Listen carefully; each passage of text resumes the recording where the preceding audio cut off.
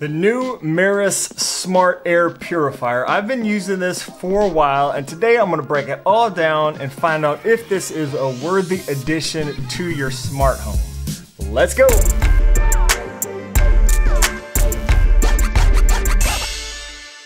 Yo, what's up guys? Thanks so much for joining me today. If this is your first time here, my name is Shane and this channel is all about helping you build an easy smart home using Apple's HomeKit with new videos published every Sunday. This Meross Air Purifier does support Alexa, Google Assistant, and HomeKit. Today, as always on this channel, we're going to be focusing on the HomeKit integration and try to determine if this would be a good addition to your smart home. As with all of my videos, I will put chapters below in case you want to skip around to any certain parts. At the time of recording, this new Meross Air Purifier costs $149 US and is sold with power adapters for US, UK, EU, or Australia, depending on your location.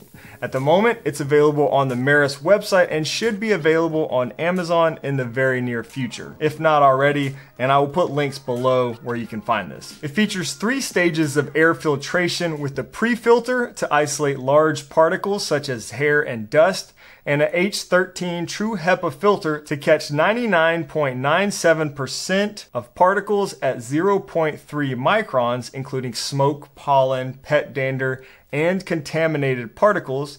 And it has an activated carbon filter for removing odors, cooking smells, VOCs, and other toxic substances. They say filters will need to be replaced every 3 to 6 months depending on your usage and the air quality in your room. It can cover spaces up to 207 square feet or 19 square meters for my friends outside of the US, refreshing the air 5 times per hour. It has a loudness range of 24 to 48 decibels. Now, what's a little surprising or a little disappointing maybe is that there aren't any sensors whatsoever on this device. So there's no air quality or PM 2.5 sensor, no humidity, temperature, nothing. We'll circle back around to that in a minute. In the box, I got a nice little note from Meross. They did send me this early before it was publicly available so I could test it out. Full disclosure, it was sent to me free of charge, but there's no strings attached. You're gonna get my honest thoughts and opinions. I'm gonna give it to you straight up, as always, and if I don't like something, I'm gonna definitely let you know. They're gonna be seeing this along with everyone else together for the first time. Well, unless you're a channel member, then you get early access to new videos like this and can watch before anyone else. But moving on, we get this little HomeKit informational card and a user guide. We have our power supply with USB-C and the air purifier itself. The first thing you need to do is take out the air filter and remove the plastic. Then we'll plug it in and get it connected. I'll use the Meross app to connect the device, which I usually recommend to everybody just to make sure you get any possible firmware updates that might be available. I'll go through a few prompts and then scan my HomeKit code.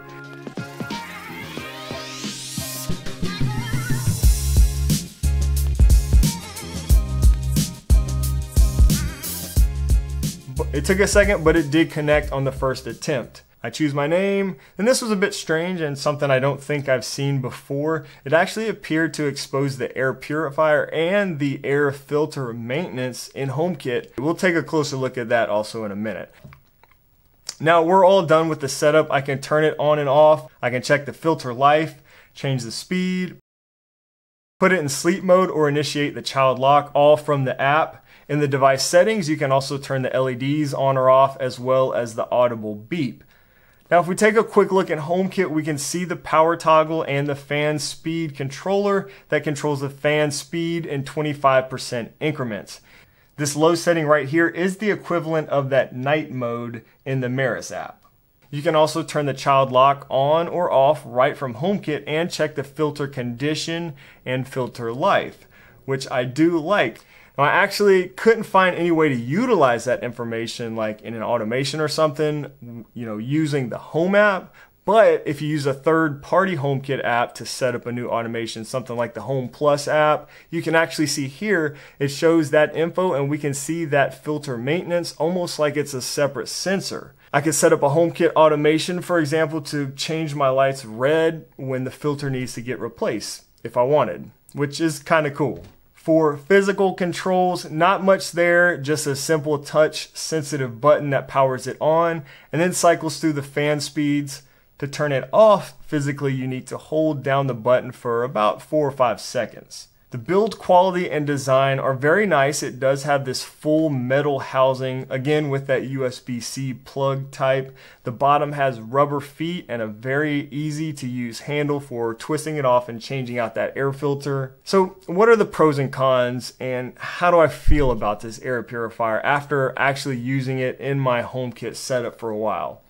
Well, the price is decent. It seems to be in line with other air purifiers of its size. And speaking of size, it is only suitable for a small room, again under 207 square feet. So it is a bit smaller than something like the VOCOlinc PureFlow, but it can't cover as large of a space as a bigger air purifier like that one. It does appear to be built quite well with that metal housing, and I really do like the clean design. I think it looks good. And it has maintained a good connection to HomeKit and to my Wi-Fi, which is always important. Overall, it works good, but it is lacking some features that I'd really like to see in a product like this.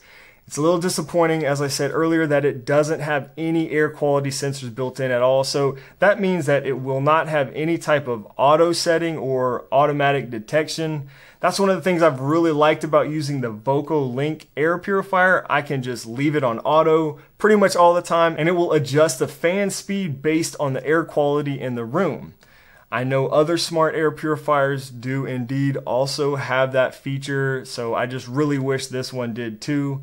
Now, since this is exposed to HomeKit, you can set up automations utilizing separate air quality sensors like the ones from Aqara or Eve, which some people may prefer anyways, but that means you're setting up various additional automations based on your sensors. Just another step that I personally would rather not do. Plus it requires buying additional products if you don't already have them. I would much rather just let it run on auto based on the sensor readings from the device. But again, we can't with this one.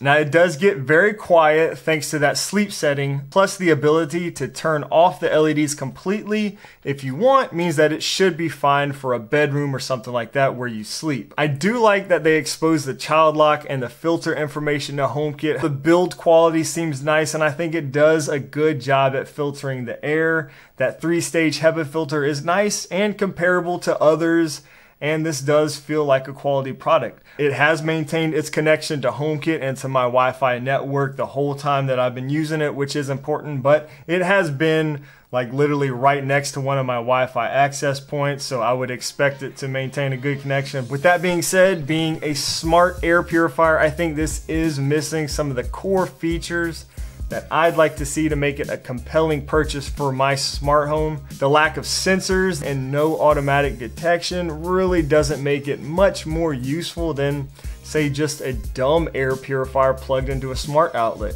Sure, you can automate it on and off with HomeKit or with the Meross app and even change the fan speed, but that's about it. There are other smart air purifiers out there these days that do offer more features and functionality, either within the manufacturer's app, within HomeKit, or both. And if you want to learn more about HomeKit and how to set up an easy smart home, definitely subscribe if you haven't already for new HomeKit videos every Sunday. If this video was helpful, hit that like button. That really does help out the channel. And if you want to support this channel even further, consider becoming a channel member and get cool perks like behind the scenes, early access to new videos, and access to our members only Discord community. Thanks so much for watching and letting me be a part of your smart home journey. Until next time, we'll see y'all later.